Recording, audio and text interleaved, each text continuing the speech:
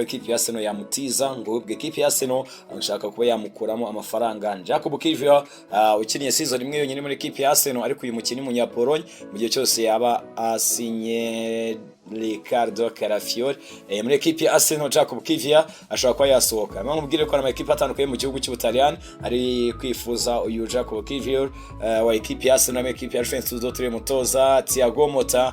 Gusa ekipi ya Arsenal nta proposal nimwe irakira kuri Jakub Kiwior. Mu gihe cyose ngabona proposal nziza, mu gihe cyose ekipi ya Arsenal ngabona proposal nziza, ngishobora kumureka akagenda, ahubwo ikaba yasinyisha Ricardo Calafiori. Reka mubwire ni ingi na Fera Suivranga kuri CS Sports. Hanyuma Thiago Alcantara yasemo kuri tayaringa. Thiago Alcantara kiri mu ekipa atandukanye, ekipi ya Liverpool de Cops niyo yahirukagamo. Thiago Alcantara yasezeye ku mupira w'amaguru, yanyuze mu ekipa atandukanye nk'uko mbikubwira, ekipi ya Barcelona, Bayern Munich, ekipi ya Liverpool. Kuri ngo rwose uyu mukinnyi yafashe icyemezo avuga ati reka nsezere ku mupira w'amaguru, ati urukundo ndetse n'ubwitange nagiriye umupira w'amaguru, ataka kanya ngiye gutangira ubundi buzima, ati mu mezi make rwose ndibuze kuba ninjiye mu bindi bintu bitari ugukina umupira w'amaguru. Thiago Alcantara ari tayaringa cyangwa se agarika gukina umupira w'amaguru. Hanyuma Omar Kozil-Doumbeli, uyu nguyu ni umukinnyi mushya ekipi ya Brighton and Hove Albion. Ni umukinnyi ekipi ya Brighton yasinyisha ava muri ekipi ya Arsenal. It's a hibigo Omar Kozil-Doumbeli yavuye muri ekipi ya Arsenal the Gunners yerekeza muri ekipi ya Brighton and Hove Albion, asinya amasezerano y'imyaka 4 nk'uko Fabrizio Romano abitubwira ati it's a deal done. Hanyuma Rafa Marin abize gukora medical test muri ekipi ya Napoli ku munsi w'ejo nk'uko Fabrizio Romano abitubwira. Hanyuma ni medical test abize gukora, akaba umukinnyi mushya ekipi ya Napoli avuye muri ekipi ya Real Madrid. miliyoni 12 z'amayero ni amafaranga ekipi ya Real Madrid iribuze guhabwa. Hanyuma icyo bamenya nuko bashyizemo buyback clause ya miliyoni 25 z'amayero muri 2026, hanyuma 2027 ayo mafaranga akaba yaba miliyoni 35 z'amayero, mu gihe cyose ekipi ya Real Madrid yaba yifuje kuba yamugura, yaba yifuje ko yamusubirana. Hanyuma 2025 ekipi ya Napoli ishobora kuba yakwishyura miliyoni 10 z'amayero. Izi ngizi zikaba zigomba kuziyongera, ubwo ni kuri buyback clause kuri miliyoni byibuze 50 z'amayero muri 2026 ndetse na 2027 amafaranga ashobora kugera kuri miliyoni 70 z'amayero. Ubwo ni details kuri Rafa Marin, umukinnyi mushya ekipi ya Napoli bavuye muri ekipi ya Real Madrid Los Blancos. Ubwo details zose ndazigoye kuri uyu mukinnyi Rafa Marin kujyanye na transfer fee, amafaranga ya mbere bamwishiyeho, release clause, buyback clause, byose kabisa ndacye kwisobanukiye kuri Rafa Marin. Hanyuma niba nkubwira transfer ya Ricardo Calafiori muri ekipi ya Arsenal, icyumweru tuze gutangira rwose kuri uyu wa mbere. Iki cyumweru nicyo cyumweru kiza gusiga uwo bita Ricardo Calafiori yekeje muri ekipi ya Arsenal nk'uko Fabrizio Romano abitubwira. Hanyuma ekipi ya Arsenal rwose ngifite icyizere ko Ricardo Calafiori buze kuba yizamo. Hanyuma bamaze ko bumvikana amasezerano buze gusinya muri ekipi ya Arsenal the Gunners, ari buze gusinya amasezerano agera mu mwaka wa 2029 muri ekipi ya Arsenal the Gunners uwo bita Ricardo Calafiori. Hanyuma akajya ahabwa miliyoni 4 z'amayero kuri season muri ekipi ya Arsenal the Gunners. Ricardo Calafiori agomba kuva muri ekipi ya Bologna yerekeza muri ekipi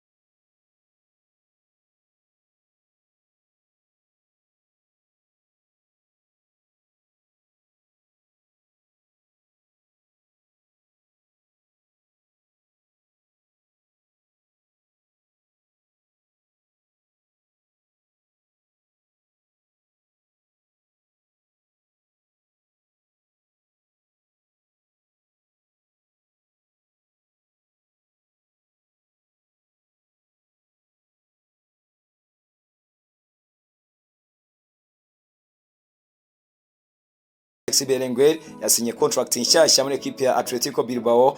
Contract nshyashya igera mu mwaka wa 2027 kuri Alexis Belenguer muri equipe ya Atletico Bilbao, equipe ya Basque yari mu gihugu cya Espagne. Hanyuma Diego Llorente muri equipe ya Real Betis. It's a here we go defender bita Diego Llorente, umukinnyi mushya equipe ya Real Betis. Hanyuma Diego Llorente icyo bamenya nuko nyuma yo kumara igihe muri equipe ya AS Roma mu gihugu cy'Ubutaliyani agomba kuba yakoresha muri equipe ya Real Betis. Hanyuma miliyoni 3 z'amayero ni mafaranga yatanzweho, akaba agiye muri project ya equipe ya Real Betis, cyane ko Diego rwose yamukonvensa amubwira ati ngwino, cyane ko nandi ma equipe atandukanye yamwifuzaga Diego Llorente, ariko bikaba byarangiye ari umukinnyi wa equipe ya Real Betis Balompi. Hanyuma Michael Olise yageze mu gihugu cy'Ubudage, medical test yamaze kuyikora, amasezerano y'imyaka 5 muri equipe ya Bayern Munich. Rwose Michael Olise nyuma y'ama equipe atandukanye yamwifuje, equipe ya Chelsea, Manchester United yagiye avugwamo. Uyu mukinnyi w'Umufaransa ukiri muto Michael Olise ni umukinnyi mushya equipe ya Bayern Munich Bavarian y'umutoza Vincent Kompany. Hanyuma ni Michael Olise equipe ya Bayern yishyuye n'undi Riz Close yarafite muri equipe ya Crystal Palace y'umutoza Oliver Glasner. Hanyuma twitse cyane tugiye kuri Donny van de Beek muri equipe ya Girona. Aka kanya rwose tujya tukubwire ko mu cyumweru gitaha, kimwe dutanyira kuri wa mbere bigomba kuba byaranye. Equipe ya Manchester United iri buze guhabwa amafaranga ari munsi ya miliyoni 1 z'amayero, miliyoni 1 y'amayero rwose. Hanyuma equipe ya Manchester United rwose yishyizemo ama add-ons amafaranga atari menshi cyane, ashaka kujya kuri miliyoni 4 cyangwa se miliyoni 5 kuri Donny van de Beek bijyanye n'imikino azakina ndetse n'uburyo azitwara, ndetse kuri ashobora no kuzashyiramo Seron Kroos. Ubwo Donny van de Beek we n'umukinnyi ugomba kuva muri equipe ya The Red Devils nyuma y'abamaze kuba basohoka bagenda Rafael Varane na Anthony Martial. Donny van de Beek nawe agiye gukurikiraho, gusa si we wenyine, cyane ko Sancho, Mason Greenwood nabo tuza kuba tugarukaho na Casemiro nabo biravuga ko bagomba gusohoka bakagenda. Ni mu gihe Renato Viega muri equipe ya Chelsea The Blues, rwose equipe ya Chelsea The Blues igomba kuba nawe yamwanonsa bidatinze. Abakinnyi babiri rwose bagomba kuva muri equipe yariya bagomba kuva muri Amerika Amajyepfo, barimo uyu Renato Viega ndetse na Aaron Anselmino. Uyu nguyu akaba agomba kuva muri equipe ya Boca Juniors. Hanyuma icyo bamenye nuko equipe ya Chelsea The Blues kuri ubu yifuza no kwasinyisha umukinnyi ukiri muto yavutse 2004 n'umufullback bamwita Caleb Willy. Uyu nguyu ukina muri equipe ya Strasbourg mu gihugu cy'Ufaransa. Uyu nguyu agomba kujoininga equipe ya Chelsea The Blues. Byumvikana ko equipe ya Chelsea y'umutoza Enzo Maresca iruze kuba isoza izi deals 3. Renato Viega, uwo bita Aaron Anselmino na Caleb Willy ugomba kuva muri equipe ya Strasbourg yari mu gihugu cy'Ufaransa. Hanyuma transfer update, transfer news ni menshi cyane bagezweho. Tukubwire ko Arthur muri equipe ya Al-Ittihad deal rwose ngirafi ngo kuba yakora pusinga, cyane ko uyu defender ayo myugaro w'umubirigi kuri ngo medical test muri equipe ya Al-Ittihad ari mu gihugu cy'Ufaransa agomba kuyikorera. Ntago biragenda neza, ntago birakunda, ngo harimo internal complication hagati ya equipe ya Rennes ndetse na equipe ya Al-Ittihad. Equipe ya Rennes asanzwe akina mu gihugu cy'Ufaransa, aho bita Arthur uyu defender uyu left back w'umubirigi mwana abonye muri Euro 2024.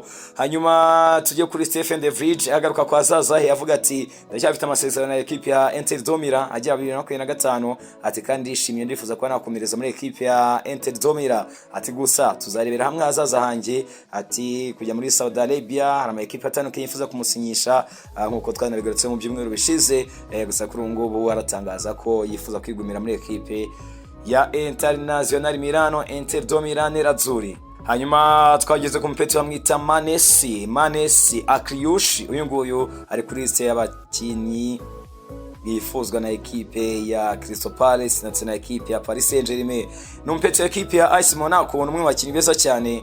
Hanyuma director equipe ya AS Monaco bamwita Thiago Sculo yavuze ko bifuza kuba bamugumana ndetse ko ibiganiro biri kugenda neza kwiyongera amasezerano. Manesi Akriushi wifuzwa na equipe ya Crystal Palace ndetse na equipe ya PSG era mu gihugu cy'Ufaransa. Umpete umuhanga cyane ukina muri equipe ya AS Monaco yara mu gihugu cy'Ufaransa. Byumvikana ko deal yi transfer reka tukubwire tuzina Feras Wivre tuzayigarukaho hano kuri RC Sports, the home of European sport news.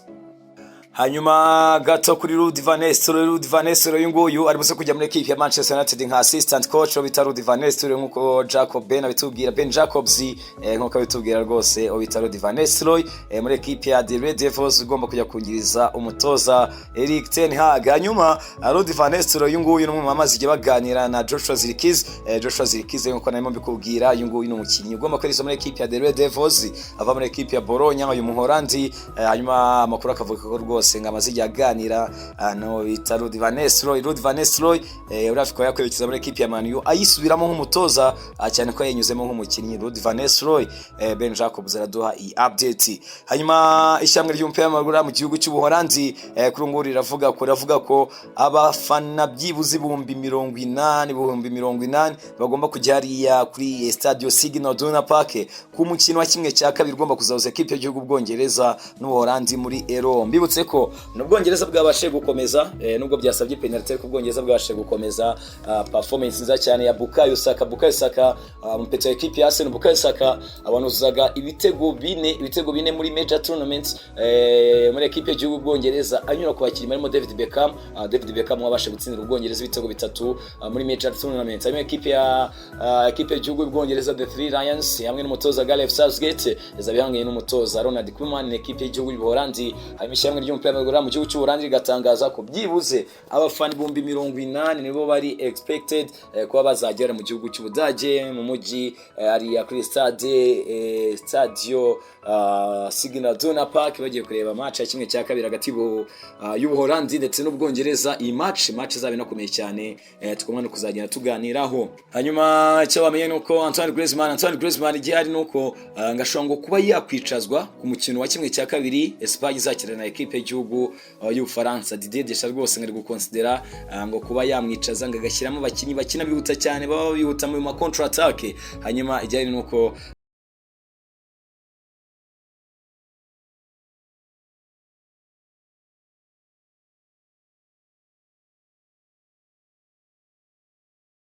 ubwo byabivuze ko noneho dushobora kuba twabona Ousmane Dembele abanza mu kibuga cyane ku mukino heruka Ubufaransa nubwo bwakomeje busezera equipe y'igihugu ya Portugal bisabye penalty. Ousmane Dembele yagiye mu kibuga simbuye gusa kuri ubu ngubu mu match ya kimwe cya kabiri Ousmane Dembele ngashobora kubanza mu kibuga, ahubwo umutoza Didier Deschamps akaba yakonsidera kwicaza Antoine Griezmann. Hanyuma dukomereze kuri Moise Kean ari buze kuba ajariya Florence akaba agomba gukora medical test muri equipe ya Fiorentina cyane ko no mukinnyi mushya wayo agomba kuyakora medical test agahita nasinya amasezerano muri equipe ya Fiorentina. Moise Kean agomba kuva muri equipe ya Juventus d'autres Bianconeri nkuko Matteo Moretto abitubwira kuri Moise Kean. Hanyuma Mason Greenwood uzwa no kuva muri equipe ya Manchester United muri summer transfer window. Mason Greenwood n'umukinnyi rwose amakuru hari nuko agomba kuva muri equipe ya The Red Devils muri summer.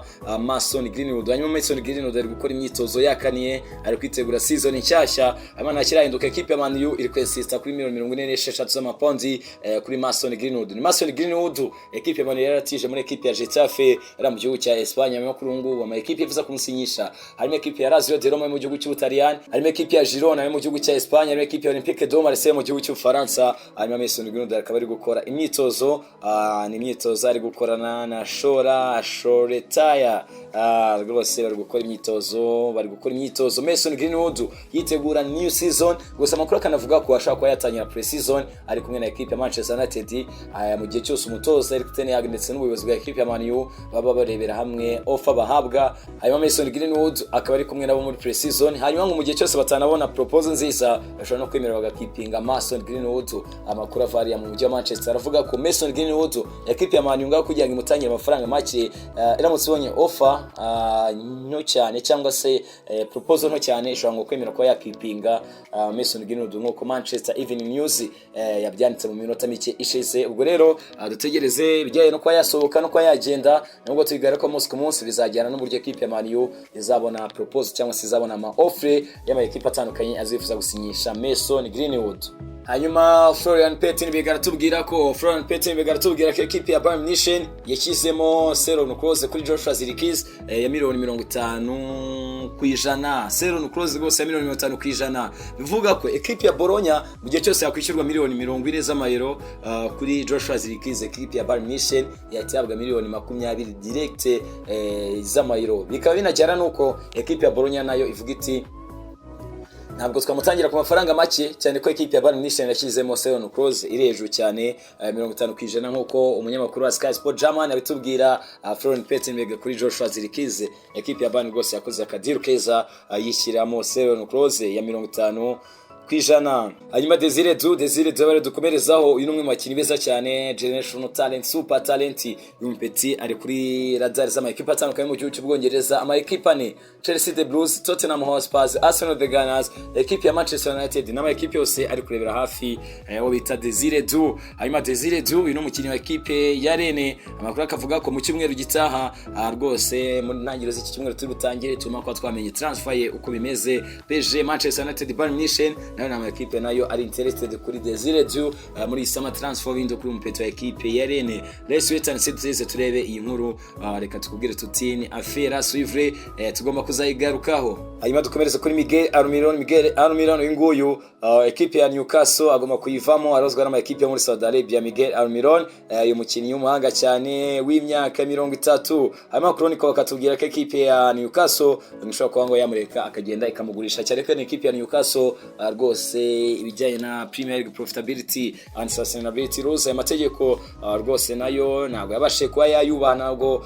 yabashe kuba yagenderaho neza, cyane ko yahombye amafaranga arenze miliyoni 105 z'amapondi mu gihe cya season zirenze 3 byuze mu gihe cya season 3. hanyuma kuri ngubu wamenya cyamenye nuko kuri Miguel Almiron ekipe ya Newcastle ari gukostera ko yamureka akagenda muri summer transfer window. Arozwa n'ama ekipe atandukanye muri Saudi Arabia, harimo ekipe ya Al Ittihad. Let's wait and see turebe nimba Miguel Almiron yakwirisa muri Saudi Arabia. Uyu mukinnyi mwiza cyane umuhanga attacking winger muri ekipe ya Newcastle uwo bita Miguel Almiron. Kevin De Bruyne ubwo twagize muri ekipe ya Manchester City umutoza Pep Guardiola. Kevin De Bruyne ati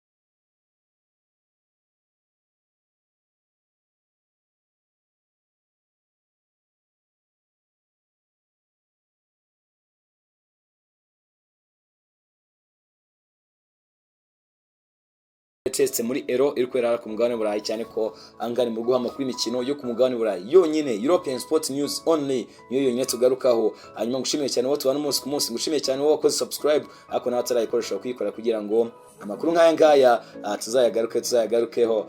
Hanyuma kuri ubu ngubu bita Nico Williams bamubaje bati nuwe mukinnyi w'umwespanyol ukwiye gutwara Ballon d'Or. Nico Williams uzwi na equipe ya Arsenal, the Gunners, Chelsea, the Blues, Liverpool, Barcelona, ati ukwiye Ballon d'Or ni Dani Carvajal. Nabyo kugaruka ku bandi bakinnyi batandukanye, rwose aravuga ati ngewe Ballon d'Or iyi season nayiha cyangwa se y'uyu mwaka ikwiriye kuba yatwarwa na Dani Carvajal. Hanyuma Toni Kroos nawe yaritayaringaga Toni Kroos rwose aritayaringa avuga ati danke Deutschland, avuga ati merci.